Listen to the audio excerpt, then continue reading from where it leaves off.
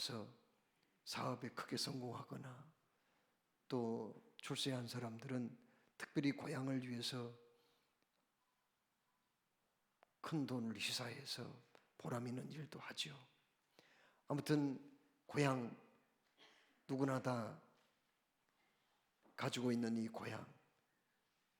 고향은 정말 우리 모두에게 잊을 수 없는 추억이 있고, 또 거기 가면은 중마고 친구도 만날 수 있으며 부모 형제를 만나서 정담을 나누고 회포를 풀 수 있는 곳이 고향이 아닌가 싶습니다. 자, 그러면 우리 모두에게 고향이 있는데, 이 땅에 사람의 몸으로 오신 예수님에게는 고향이 없을까요? 있지요. 그분도 인간의 몸을 입고 오셨는데 어찌하여 고향이 없겠습니까? 그러면 예수님의 고향은 어디입니까? 여러분, 이스라엘은요, 작은 면적을 가지고 있는데 크게 이스라엘은 세 개 도로 나누어집니다. 어디입니까? 유대와 사마리아와 그리고 갈릴리로 나누어져 있죠. 여러분, 맨 남쪽에는 유대 지방입니다. 그리고 그 한가운데는 어디입니까? 사마리아입니다. 그리고 맨 북쪽에는 갈릴리지요. 그러면 예수님은 고향이 어디죠? 저기 북쪽이에요. 북쪽 갈릴리 나사렛입니다. 그곳에서 한 30년 동안 사생애를 가졌고요. 또 공생의 기간 동안도 저기 갈릴리를 떠나지 아니하고 고향 중심으로 활동을 많이 했습니다. 자, 그런데 예수님의 고향 나사렛은 어떤 곳일까요? 나사렛은 아주 그 작은 동네예요. 그래서 구약 성경을 아무리 읽어봐도 나사렛이라는 말이 없어요. 또 그곳은 시몬 지파가 있는 그런 지역이거든요. 시몬 지파가 분배받은 땅인데, 시몬 지파 내에 있는 도시를 아무리 살펴보아도 거기에는 없어요. 그리고 유명한 역사가 요세푸스가 그 역사책에 45개의 도시를 소개하고 있는데요, 갈릴리의 그 도시 가운데 들어가 있지 않습니다. 탈무드에는 63개의 도시를 소개하고 있는데 거기에도 역시 나사렛은 없습니다. 그만큼 아주 작은 동네이기 때문에 나올 리가 없죠. 나사렛은 또 어떤 곳입니까? 예수님의 고향 나사렛은 또 굉장히 소외된 지역이에요. 사람들이, 그곳 사는 사람들은 배움이 없는 사람들입니다. 가진 게 별로 없어요. 다른 지역에서 사고를 치거나 실수를 해서 부끄러워서 그 지역을 떠날 때는요, 이 사람들은 그냥 나사렛에 가서 아무도 모르는 데서 살겠다고 하면서 그곳으로 와서 사는 사람들도 있었습니다. 또 나사렛 동네는요, 아주 척박해요. 그래서 농사가 잘 안 돼요. 그 돌들이 많이 있었거든요. 물론 그 돌을 가지고 건축자재로 팔기도 했지만 석회석이 많아가지고 농사가 잘 안 됐어요. 그러다 보니까 가난할 수밖에 없죠. 그런데 바로 예수님의 고향 나사렛 동네는 그렇게 소외된 곳, 그리고 가난한 곳, 그리고 그 동네는 참으로 살기가 무척 힘든 동네, 작은 동네였다 하는 겁니다. 그러면 예수님이 또 살고 있었던 그 우리로 말하자면 경상도, 전라도, 충청도 하듯이 도가 갈릴리인데, 갈릴리는 어떤 곳일까요? 북쪽 다른 나라와 경계선에 있었던 그런 지역이었거든요. 그러다 보니까 자꾸 북쪽에 나쁜 사람들이 살고 있었어요. 아수르, 옛날부터 아수르 나라가 살고 있었고, 또 거기에는 아람이라는 나라, 이런 나라가 있었거든요. 그 나라는 지금 러시아 푸틴 대통령처럼 전쟁하기를 좋아한 그런 사람들이에요. 그리고 또 수시로 국경을 넘어가지고 갈릴리 지역에 들어가지고 추수 때 농사 다 지어놓으면은 그거 다 약탈해 가버리고요. 힘이 없는 연약한 부녀자들을 능욕하고 겁탈했던 아주 못된 사람들이 거기 국경지대에 살고 있었거든요. 그래서 사람들은 남쪽 예루살렘에 있는 유대 지방에서는 살기 좋아했지만은 거기서는 살기 싫어했어요. 그런데 예수님이 바로 그곳이 바로 예수님의 고향이었다는 거예요. 예수님은 30살쯤 되어서 공생애를 시작했거든요. 맨 먼저 남쪽 유다 방문한 곳이 세례 요한의 활동 무대인 베레아라고 하는 지역이에요. 세례 요한은 거기서 많은 사람들을 불러서 회개하라 천국이 가까우니라 말씀을 전하고 세례를 베풀었던 곳이거든요. 그 다음에 모세가 그곳에서 신명기 말씀으로 마지막 요단강을 건너기 직전에 이스라엘 백성들에게 교훈했던 그곳이에요. 그리고 그 엘리야 선지자가 회리바람을 타고 죽음을 보지 아니하고 하늘로 승천했던 자리, 그 뜻깊은 곳이 바로 베레아, 요단 동평 베레아라는 지역인데, 맨 먼저 예수님이 공생애를 시작하면서 거기에 방문하셨다고요. 거기서 5명의 제자를 얻고 거기에서 또 세례도 받고 금식기도도 하고, 그리고 마귀의 시험에 승리를 거두죠. 그런데 그것으로 거기에서 머물러 생활을 하지 아니하고 또 어디로 갑니까? 고향으로 내려가요. 고향에서 가나의 혼인잔치에서 물로 포도주를 만들기도 하고, 또 예수님께서는 가버나움에 방문하기도 합니다. 가버나움 다 갈릴리 지역 가까운 곳이에요. 또 예수님께서는 6월절 때 예루살렘에 올라가거든요. 예루살렘에 올라가서 성전 청결 작업을 하십니다. 그때 예수님은 아주 이름이 알려지기 시작했고 유명인사가 되거든요. 유대 사역에서 니고데모를 계룡시키고 말씀을 전하고, 그리고 기적을 많이 행했어요. 따르는 사람들도 많아졌어요. 그런데 거기서 또 계속 머무르지 않고 고향으로 내려오시죠. 갈릴리 1차 사역, 2차 사역을 통해서 대중설교를 하시고 예수님의 제자들을 집중교육도 시키며 수많은 병자들을 고치고 귀신 들린 사람들을 쫓아내며 죽은 사람도 살리는 엄청난 일을 하신단 말이에요. 보세요. 예수님은 자주 6월절, 초막절, 수전절 이런 명절 때는 예루살렘에 올라가기도 했지만은 거기서 계속 머무르지 아니하고 곧바로 고향에 내려오시고 또 내려오시고, 그래서 고향 사람들과 함께 생사고락을 같이 하며 놀라운 기적을 행하셨더라.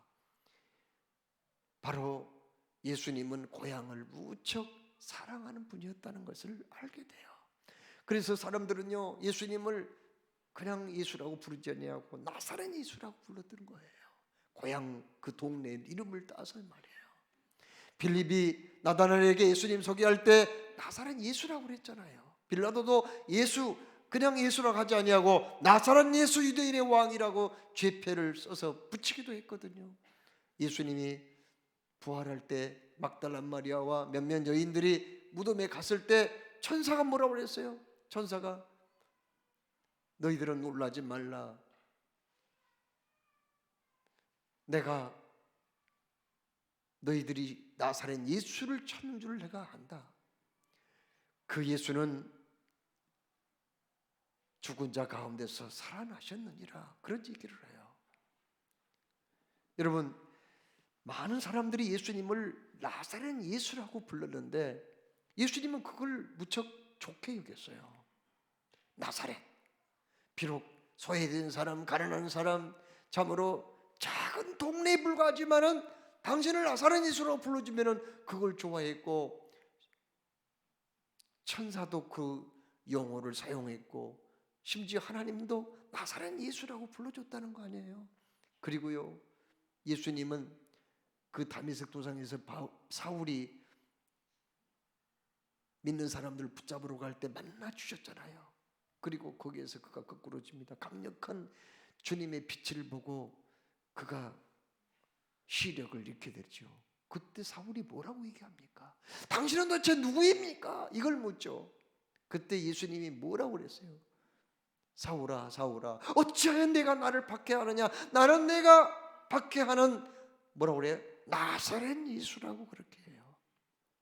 예수님도 고향을 얼마나 사랑했으면은 나사렛 예수라고 당신을 그냥 그렇게 소개를 했을까요? 이거 보면은 참으로 나사렛 그리고 갈릴리는 예수님의 정든 땅, 정말 사랑하는 고향이며, 그리고 거기에 사는 사람들을 우리 주님은 잊지 못해서 자꾸 그렇게 예루살렘에 올라와서 중요한 일을 하시다가도 또 고향에 내려가시고 또 고향에 내려가시고 이런 일들을 반복했다는 것을 알게 됩니다. 자, 그러면 왜 예수님께서 그렇게 소외된 지역, 사람들이 멸시하고 전대하는 지역, 무시하는 고향 사람들인데 당신은 나는 나사렛 예수라고까지 그렇게 당신을 소개했을까요?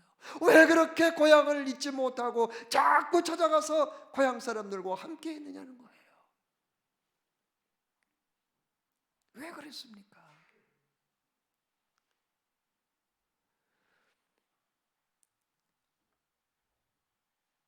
그것은 어떤 즉흥적으로 그렇게 하신 게 아니에요. 어떤 그렇게 할 수밖에 없는 환경이 주어져서 그렇게 된 것도 아니에요. 누군가가 그렇게 자꾸 박해를 했기 때문에 유대 지방에서는 살 수 없어서 그렇게 갈릴리로 내려가신 것도 아니에요. 그러면 뭡니까? 오늘 23절을 우리가 읽은 말씀 23절에 나사렛이란 동네에 가서 사니 이는 선지자로 하신 말씀에 나사렛 사람이라 칭하리라 하심을 이루려 함이로라 이렇게 말씀해요. 이미 하나님께서 선지자들을 통해서 예언을 했다는 거죠.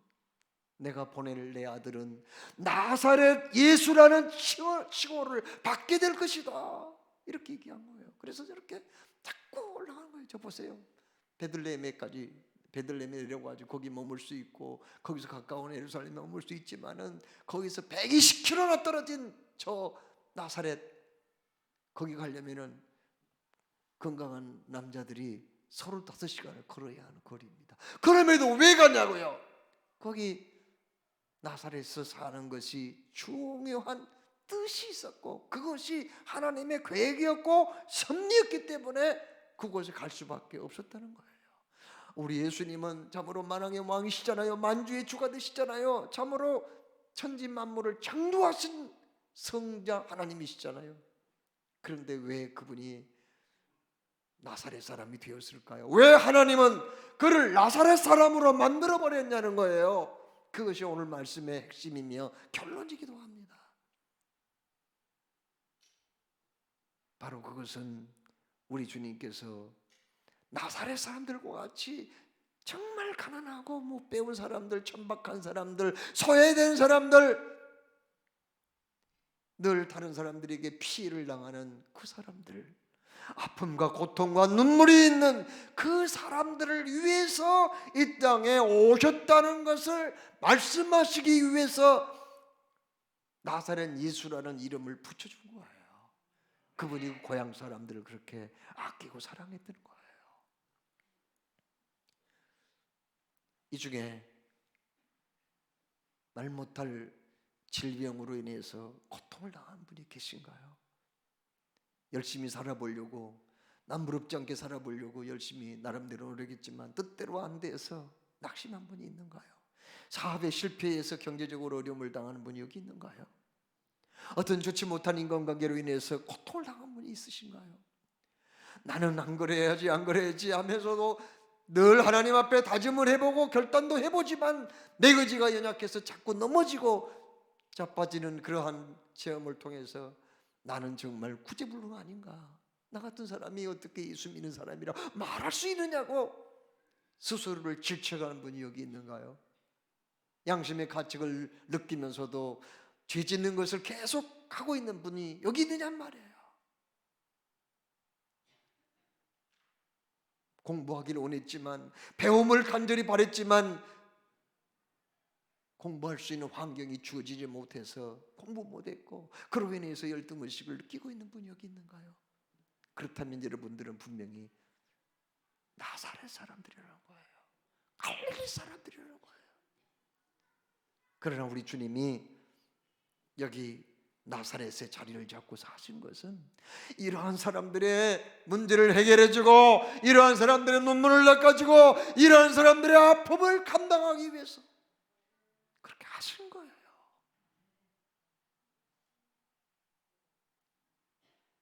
하나님께서 사랑하신 여러분,